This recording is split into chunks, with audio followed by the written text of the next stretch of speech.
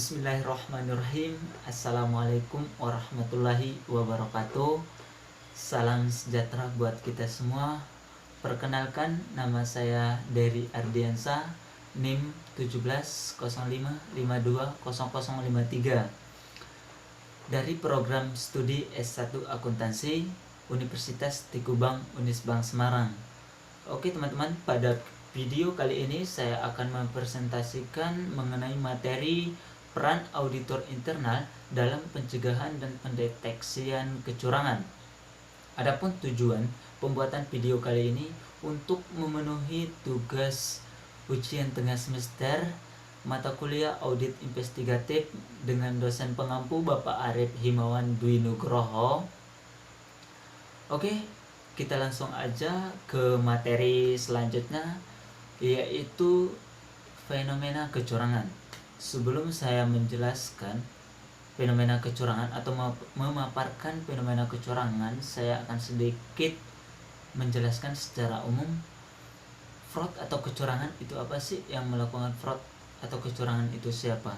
Jadi sebelum masuk ke sana, saya akan coba mengulas definisi dari beberapa ahli, yaitu yang pertama. Oke teman-teman, kita langsung aja ke pembahasan yang pertama mengenai fenomena kecurangan atau fraud. Di sini sebelum kita masuk ke fenomena kecurangan atau fraud, saya akan menjelaskan secara umum mengenai kecurangan itu apa, yang melakukan kecurangan itu siapa, dari beberapa definisi para ahli.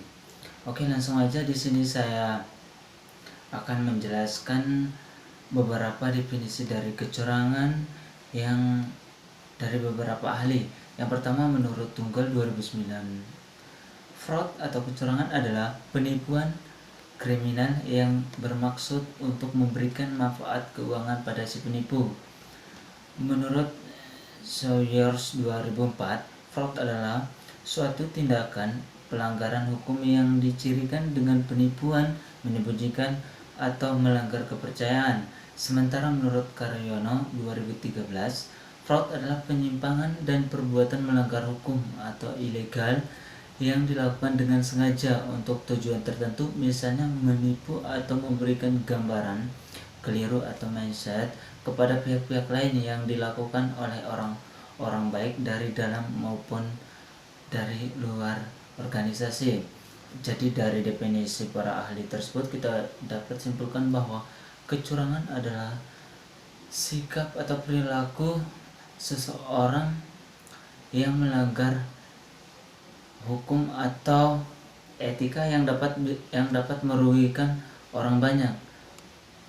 Di sini kecurangan dilakukan oleh orang-orang yang berpengalaman tentunya, karena mereka dapat menguasai kondisi-kondisi tertentu. Oke, kita lanjut aja ke contoh kasus kecurangan atau fenomena kecurangan.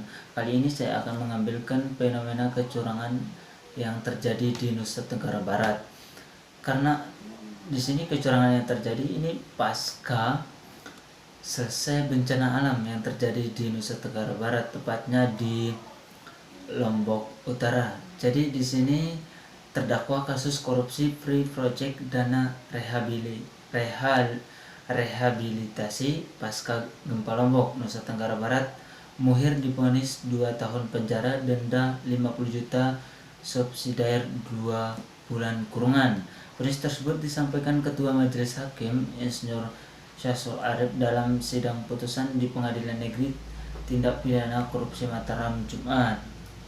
Oke, di sini hakim menjelaskan uang yang diterima terdakwa Muhir dari saksi Sudirman sebesar 31 juta. Rencananya uang tersebut diterima terdakwa Muhir ketika bertemu dengan saksi Sudenom di rumah makan Nada Taliwang sebesar 1 juta, dan di rumah makan Encim Cakra Negara 30 juta.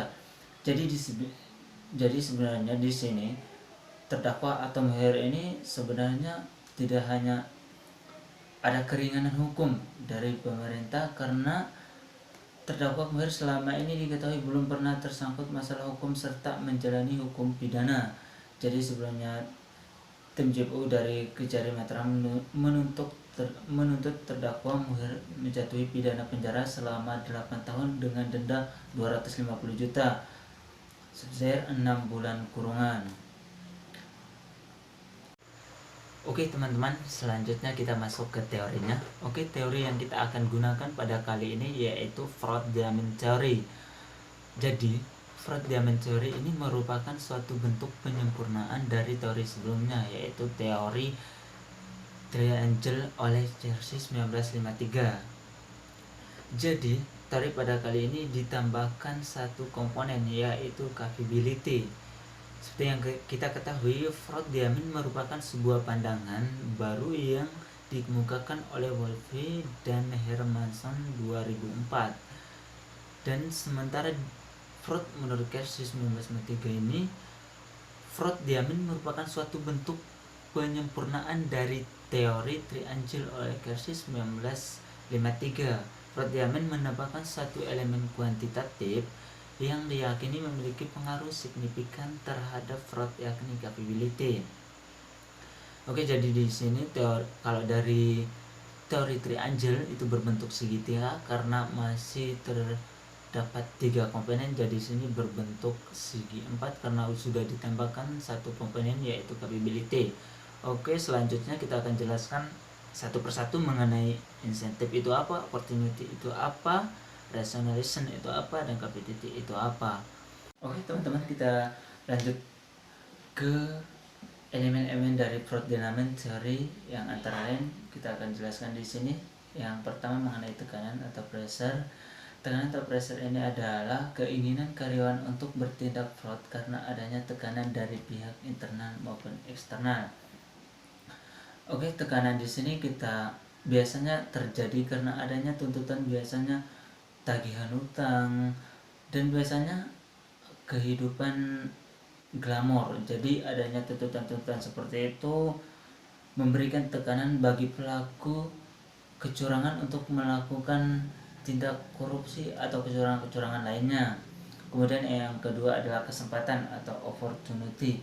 Kita ketahui kecurangan-kecurangan yang sederhana aja biasanya tidak ada niat untuk melakukan kecurangan, biasanya karena ada kesempatan orang-orang bisa melakukan kecurangan. Di sini adalah kesempatan merupakan peluang yang mungkin fraud terjadi yang biasanya disebabkan karena tidak adanya pengawasan internal suatu organisasi yang lemah, tidak efektif, dan penyalahgunaan wewenang. Jelas sekali di sini adalah kesempatan yang dimaksud adalah kesempatan yang dimana mereka menganggap di suatu organisasi atau perusahaan mereka akan melakukan kecurangan, mereka lebih memedang atau mereka lebih menguasai terhadap pengawasan di organisasinya tersebut. Dari situ mereka melakukan kecurangan karena kepercayaan diri mereka, karena adanya kesempatan bahwa mereka bisa memanipulasi data atau sebagainya. Oke, yang selanjutnya ada rasionalisasi atau rationalization.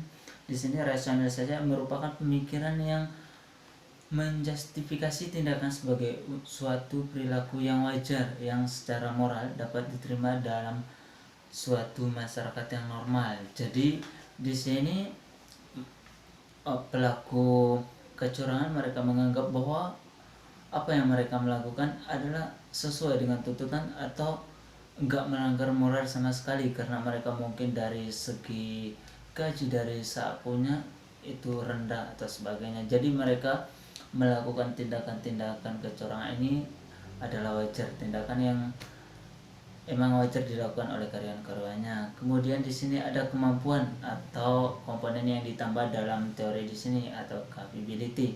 Capability atau kapabilitas diartikan sebagai suatu kemampuan atau kelebihan seseorang dalam memanfaatkan keadaan yang melingkupinya, yang mana kemampuan ini lebih banyak diarahkan pada situasi untuk mengelabui sistem pengendalian internal dengan tujuan untuk melegalkan hal-hal sebenarnya dilarang dalam suatu organisasi. Kita dapat artikan dalam pengertian di sini adalah suatu kemampuan atau kelebihan seorang dalam memanfaatkan keadaan. Di sini adalah ada unsur-unsur di mana pelaku kecurangan ini memiliki kemampuan-kemampuan yang lebih, atau bisa dikatakan dirinya memiliki kemampuan di atas standar-standar karyawan yang dalam organisasi, baik dari segi pengawasan atau auditnya masih dianggap masih bisa di cover lah oleh dianya. Kemudian ini ada 3 hal yang dapat diamati dalam memprediksi penipuan. Jadi ada beberapa hal yang di sini. Yang pertama, posisi atau fungsi resmi dalam organisasi. Menurut saya posisi atau fungsi resmi dalam organisasi ini sangat penting, yang dimana karena adanya posisi atau fungsi yang resmi dari orang yang melakukan kecurangan ini, mereka dapat melakukan setidaknya kecurangan secara terstruktur. Dalam artian mereka sudah mengetahui segi internal dari perusahaan itu kayak gimana, terus mereka sudah memiliki yang kemampuan dari dalam perusahaan tersebut. Kemudian yang kedua, ada kapasitas untuk memahami dan memanfaatkan sistem akuntansi dan kelemahan pengadilan internal. Tentu saja yang seperti yang dijelaskan sebelumnya, yang dimana memiliki kapasitas untuk memahami dan memanfaatkan sistem. Tentunya kalau orang-orang yang tidak memiliki kapasitas atau belum bisa memanfaatkan sistem, tidak melakukan kecurangan atau belum bisa lihai dan melakukan kecurangan. Kemudian yang ketiga, keyakinan bahwa dia tidak akan terdeteksi atau jika tertangkap dia akan keluar dengan mudah. Jadi dari komponen ketiga ini sangat berkaitan seperti yang saya jelaskan sebelumnya, yang dimana keyakinan bahwa dia tidak akan terdeteksi atau jika tertangkap dia akan keluar dengan mudah. Dalam artian mereka memiliki kemampuan-kemampuan di atas rata-rata, yang dimana mereka mampu melabui, melobi, yang dimana mungkin dari segi pengawasan di perusahaan mereka sudah tahu di segi pengawasan itu kelemahannya kayak gimana. Jadi mereka menganggap kalau melakukan kecurangan tersebut mereka bisa melewati dengan mudah tanpa pengawasan-pengawasannya yang begitu intensif atau sebagainya. Oke, next teman-teman, Najna menjelaskan sifat-sifat terkait elemen capability yang sangat penting dalam pribadi pelaku kecurangan, yaitu yang pertama ada positioning atau posisi. Seperti yang saya jelaskan sebelumnya, yang dimana posisi memiliki peran penting, memiliki fungsi yang lumayan penting dalam memberikan kemampuan untuk membuat atau memanfaatkan kesempatan. Jadi posisi ini seperti yang dijelaskan tadi, yang dimana mungkin mereka memiliki posisi yang lebih atas atau bisa mengelabui atau lebih gampang memanfaatkan keadaan.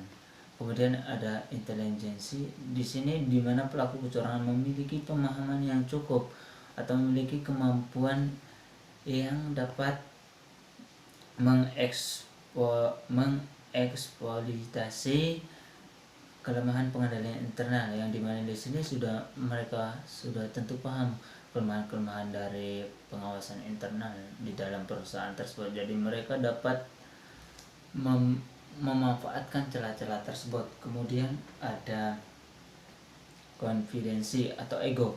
Di sini kita ketahui, mungkin dari teman-teman juga udah nggak asing lagi dengan kata ego. Di sini kita ketahui orang yang melakukan kecurangan kebanyakan karena memiliki ego-ego yang tinggi, yang mereka hanya bisa mementingkan kepentingannya mereka pribadi tanpa mementingkan masyarakat banyak atau tanpa memikirkan kerugian-kerugian yang terhadap orang yang dilakukan kecurangan tersebut. Kemudian yang selanjutnya, yang keempat, coercion, yaitu pelaku kecurangan yang dapat memaksa orang lain atau bisa dicontohkan orang yang memiliki posisi atau partner yang dianggap oleh mereka bisa dilabui, bisa dimanfaatkan karena kepolosannya. Jadi di sini mereka memaksa, mereka merubah mindset dari teman-temannya untuk melakukan atau mendukung kecurangan yang dilakukan, mungkin dari alasan gaji atau tunjangan-tunjangan yang belum memuaskan. Jadi mereka mengarahkan untuk melakukan atau mengambil hal-hal yang melakukan kecurangan. Kemudian yang kelima ada deceit, di mana penipuan yang sukses membutuhkan kebohongan efektif dan konsisten.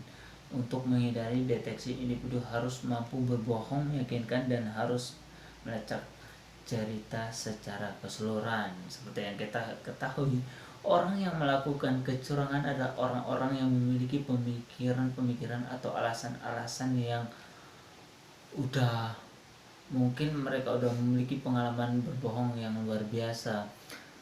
Jadi kemampuan-kemampuan ini sangat dibutuhkan oleh orang-orang yang melakukan kecurangan, seperti membalikan fakta, mengarang cerita-cerita yang tidak sesuai, atau alasan-alasan yang gak sesuai realita tapi dianggap oleh pandangan orang lain seperti melakukan hal tersebut. Kemudian yang selanjutnya stres. Individu harus mampu mengendalikan stres karena melakukan tindakan kecurangan dan menjaga agar tetap bersembunyi sangat bisa menimbulkan stres.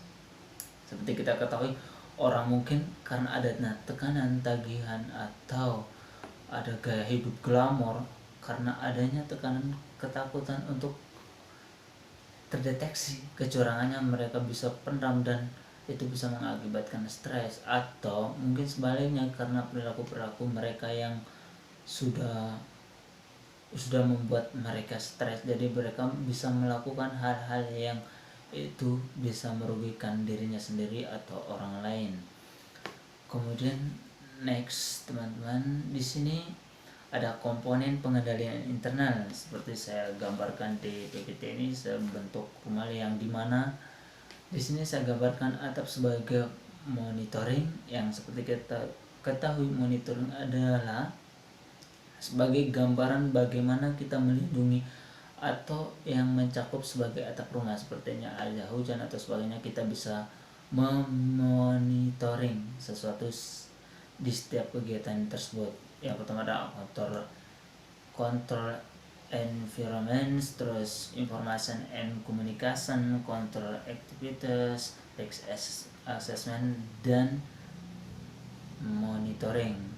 Di sini saya akan menjelaskan beberapa komponen tersebut. Yang pertama, environment control atau lingkungan pengendalian, di mana di sini lingkungan pengendalian merupakan dasar untuk semua komponen pengendalian internal, menyediakan disiplin dan struktur lingkungan pengendalian, menyediakan arahan bagi organisasi, dan mempengaruhi kesadaran pengendalian dari orang-orang yang ada di dalam organisasi. Seperti yang penjelasan, merupakan dasar untuk semua komponen. Jadi lingkungan pengendalian ini sangat berpengaruh bagi komponen-komponen selanjutnya atau pengendalian berikutnya, karena seperti yang gambar di atas, di sini gambarnya sebagai dasar atau sebagai fondasi dari komponen pengendalian berikutnya. Kemudian di sini ada penaksiran risiko atau risk assessment. Penaksiran risiko adalah identifikasi entitas dan analisis terhadap risiko yang relevan untuk mencapai tujuannya, membentuk suatu dasar untuk menentukan bagaimana risiko harus dikelola. Tentu saja di sini juga sangat penting, di mana identifikasi entitas dan analisis terhadap risiko. Tentunya dari perusahaan atau organisasi kita harus mampu mendeteksi sebelum bertindak resiko-resiko kedepannya yang akan terjadi. Kemudian aktivitas pengendalian atau activity control. Aktivitas pengendalian adalah kebijakan dan prosedur yang membantu menjamin bahwa arahan manajemen dilaksanakan. Aktivitas tersebut membantu memastikan bahwa tindakan yang diperlukan untuk menanggulangi risiko dalam pencapaian tujuan entitas. Oke, di sini aktivitas diartikan sebagai kebijakan prosedur untuk membantu menjamin bahwa arahan manajemen dilaksanakan, seperti kayak penaksiran risiko atau pengendalian sebelumnya. Di sini adalah pengimplementasiannya. Di sini untuk membantu manajemen agar semua konsep yang disusun bisa terjalan atau terlaksana. Di sini ada informasi dan komunikasi atau information and communication. Di sini informasi dan komunikasi adalah pengidentifikasian, penangkapan, dan pertukaran informasi dalam suatu bentuk dan waktu yang memungkinkan orang menjelaskan tanggung jawab mereka.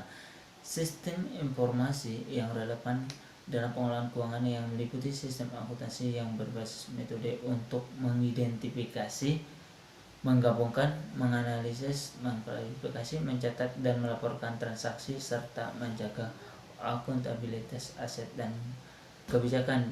Di mana di sini informasi atau komunikasi adalah pengidentifikasi, penangkapan, dan pertukaran informasi dalam suatu bentuk dan waktu yang memungkinkan orang melaksanakan tanggung jawab mereka. Jadi komunikasi atau informasi ini sangat penting dalam komponen pengendalian internal. Dalam artian kita ketahui apabila dalam suatu sistem atau organisasi ada terjadi diskomunikasi atau informasi yang tidak relevan, itu dapat mengkotak-katik atau dapat kita di dalam organisasi itu menjadi tidak sesuai dengan harapan gitu. Jadi informasi dan komunikasi ini sangat dibutuhkan.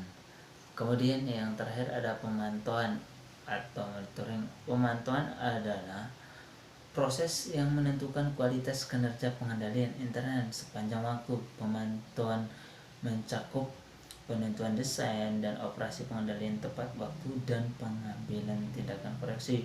Seperti yang kita ketahui, pemantauan adalah suatu tingkat atau bisa kita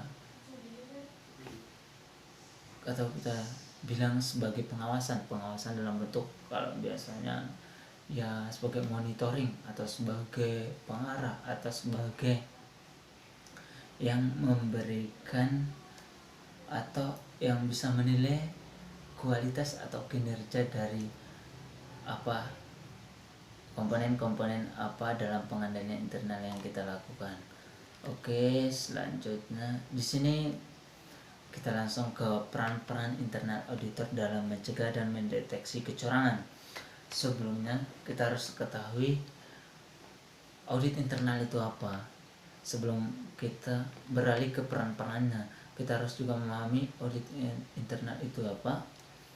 Karena audit juga bukan hanya audit internal, tapi ada audit eksternal. Di sini saya akan menjelaskan audit internal itu apa. Audit internal menurut surat keputusan Ketua Bapem dan Lembaga Keuangan, audit internal adalah suatu kegiatan pemberian keyakinan dan konsultasinya yang bersifat independen dan objektif dengan tujuan untuk meningkatkan nilai dan memperbaiki operasional perusahaan melalui pendekatan yang sistematis dengan cara mengevaluasi dan meningkatkan efektivitas manajemen risiko, pengendalian dan proses tata kelola perusahaan.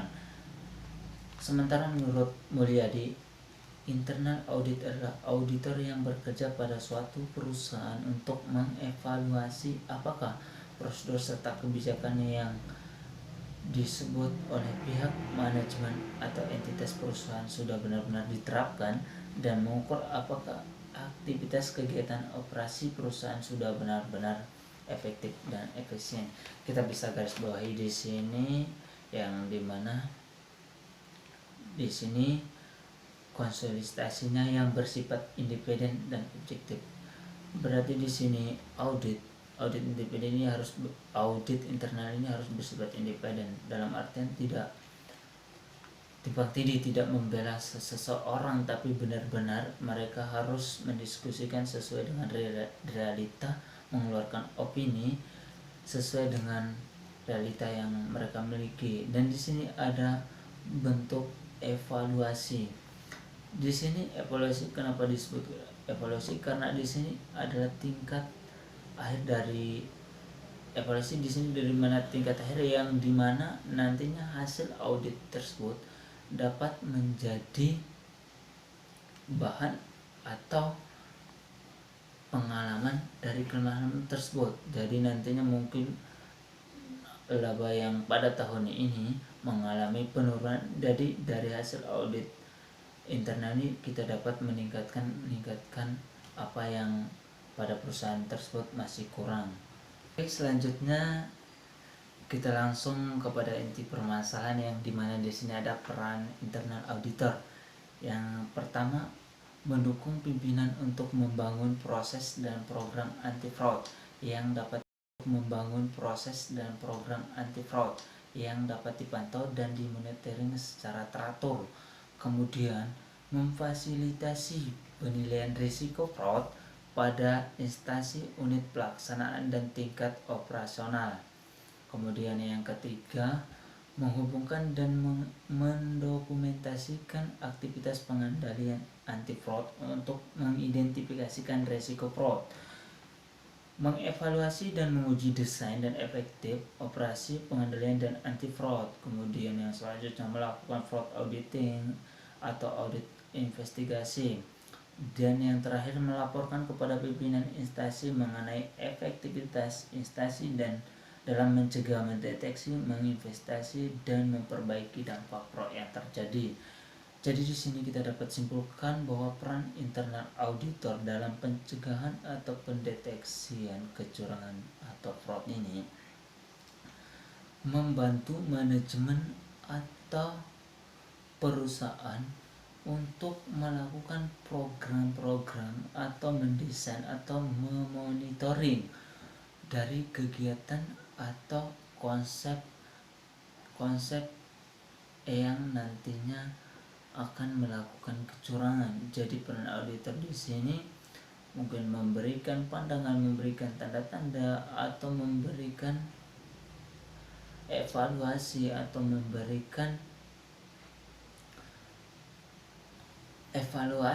memberikan audit investigasi yang nantinya dapat, yang harapan kedepannya di dalam suatu perusahaan tidak terjadi kecurangan atau fraud. Kemudian selanjutnya, selain dari ketujuh yang saya sebut tadi, selain itu peran audit internal adalah sebagai pengawas terhadap tindak kecurangan. Seperti yang saya jelaskan tadi, adalah sebagai monitoring atau pengawas dalam tindak kecurangan.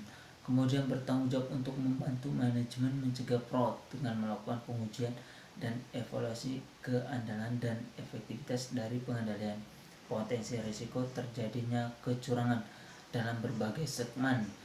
Jadi di sini auditor internal ini memiliki tanggung jawab membantu manajemen mencegah dengan melakukan pengujian evaluasi. Jadi di sini audit internal ini bersifat seperti yang saya jelaskan, independen.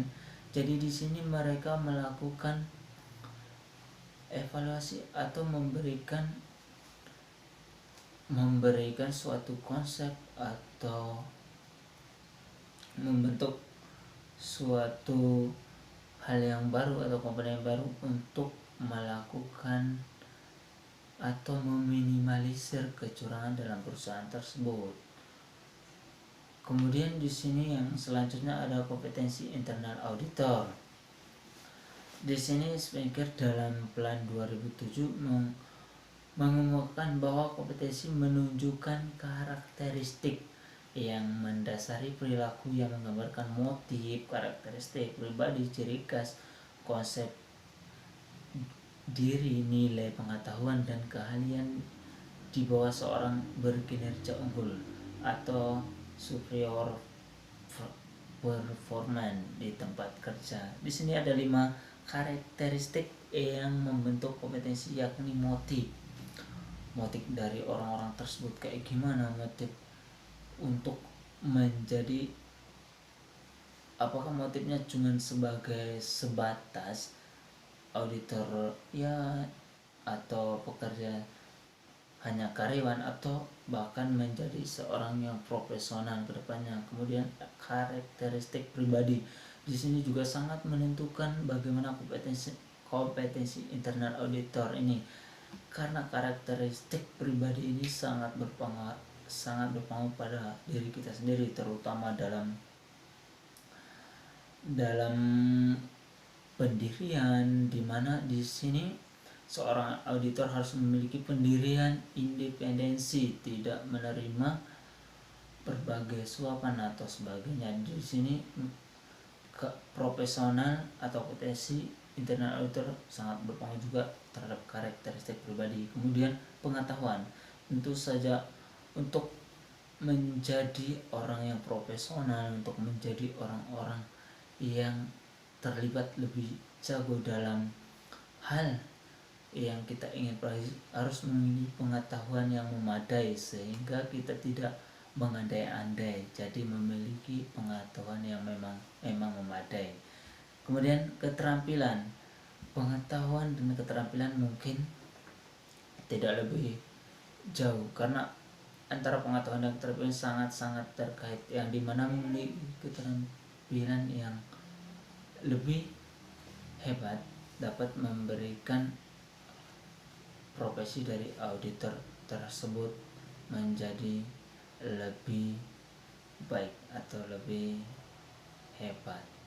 Kemudian konsep diri dan nilai-nilai, di sini ada konsep diri dan nilai-nilai sangat juga berperan, yang dimana karakteristik pribadi tadi yang saya jelaskan ini berpengaruh terhadap nilai-nilai. Dari memiliki karakteristik atau konsep diri harus juga sesuai dengan nilai-nilai yang diterapkan atau diaturkan dalam peraturan tertentu.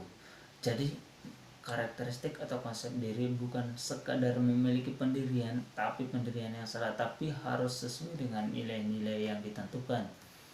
Oke teman-teman, kita lanjut selanjutnya ke komponen kompetensi auditor internal yang tidak terpisahkan menurut Mulyadi. Jadi ada dua komponen yang tidak dapat terpisahkan menurut Mulyadi. Di sini kompetensi diperoleh melalui pendidikan dan pengalaman.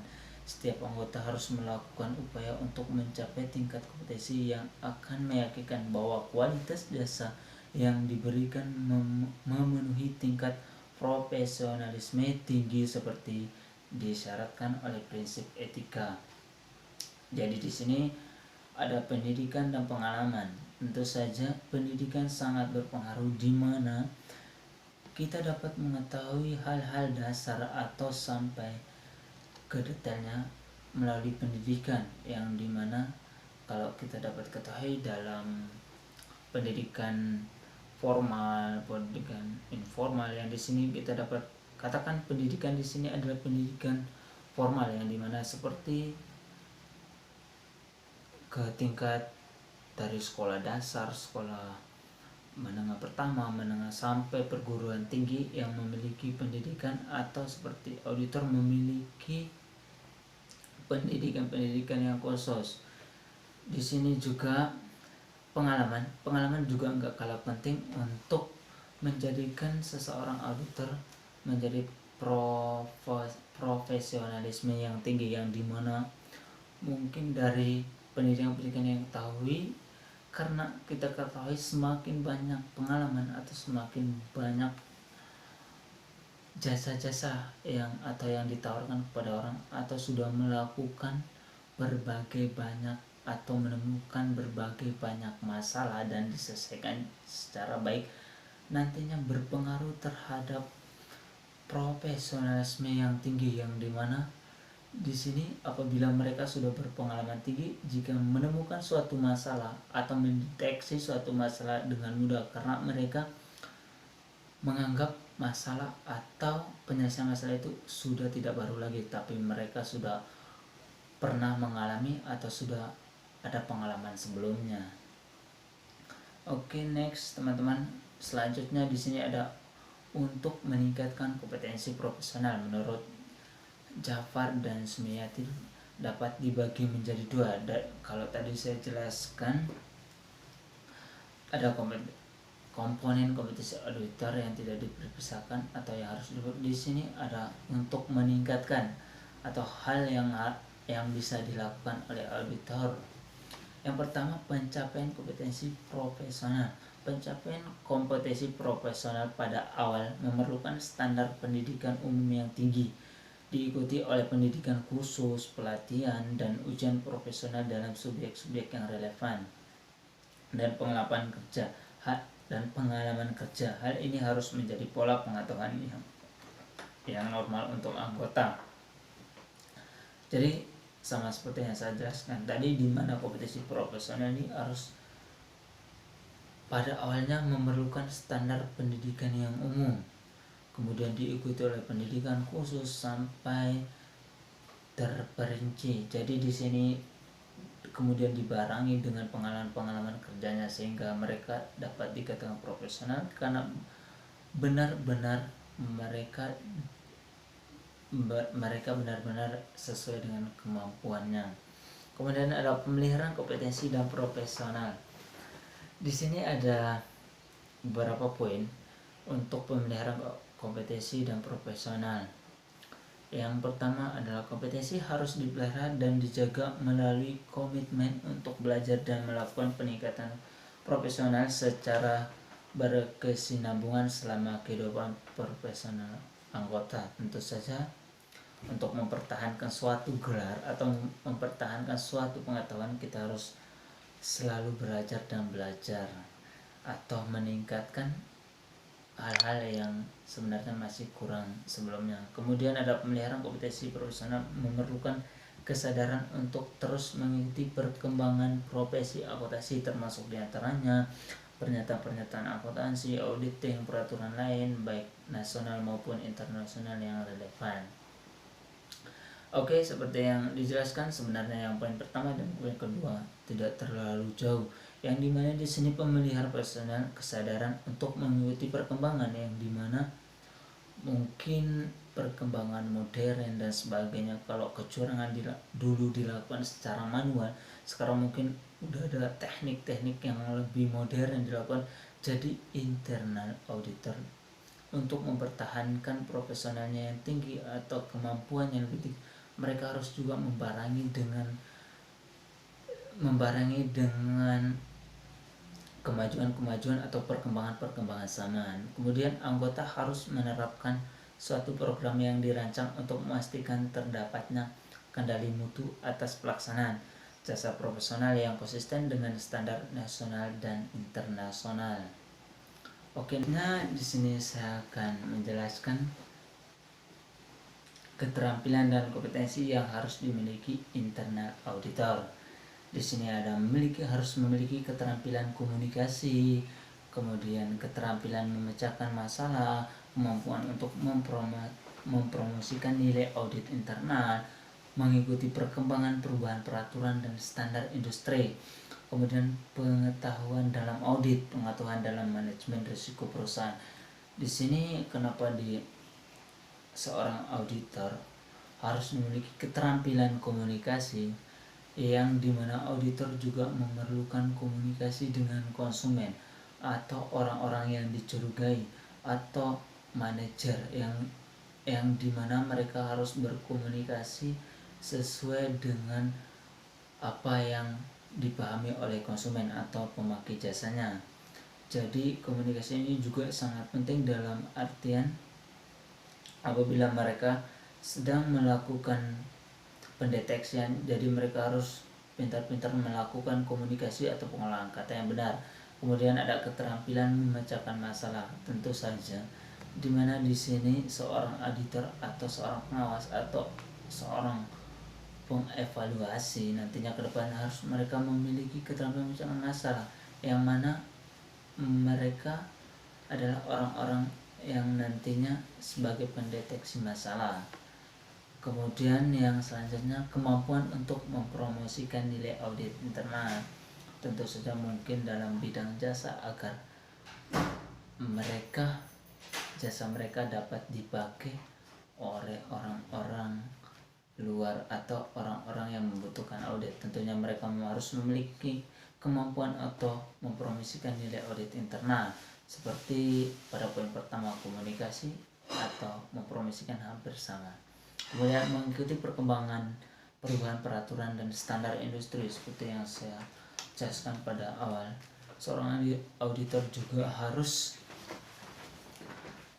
memiliki atau harus mengikuti perkembangan atau peraturan, karena seperti yang kita ketahui standar-standar dari industri atau akuntansi kedepannya mungkin akan berubah. Jadi seorang auditor harus mengetahui atau mengikuti perkembangannya agar tingkat profesionalnya tetap terjaga. Kemudian pengetahuan dalam audit, tentu saja karena seorang auditor harus memiliki pengetahuan dalam audit, nggak mungkin seorang auditor nggak bisa audit.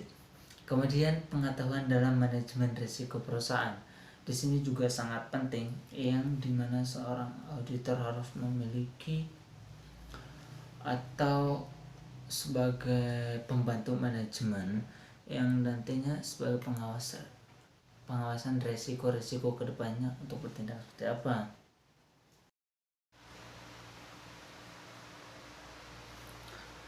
Sekian presentasi dari saya, semoga dapat bermanfaat untuk kita semua, terkhusus saya pribadi, dan dapat menambah sedikit ilmu kita mengenai kecurangan atau fraud di mata kuliah audit investigatif. Oke teman-teman, kalau ada salah kata ataupun penyampaian dari saya mohon maaf, atau ada kekeliruan dalam pembahasan materi kali ini, saya mohon maaf karena saya juga masih dalam proses belajar. Apabila teman-teman mau menambahkan atau mau menandai kesalahan, bisa ditulis di kolom komentarnya ya. Semoga teman-teman selalu diberi kesehatan dan dilindungi oleh Allah Subhanahu wa taala, dan selalu sehat walaupun dalam keadaan pandemi kali ini. Oke teman-teman, saya akhiri presentasi kali ini. Wabillahi taufiq wal hidayah. Wassalamualaikum warahmatullahi wabarakatuh. Terus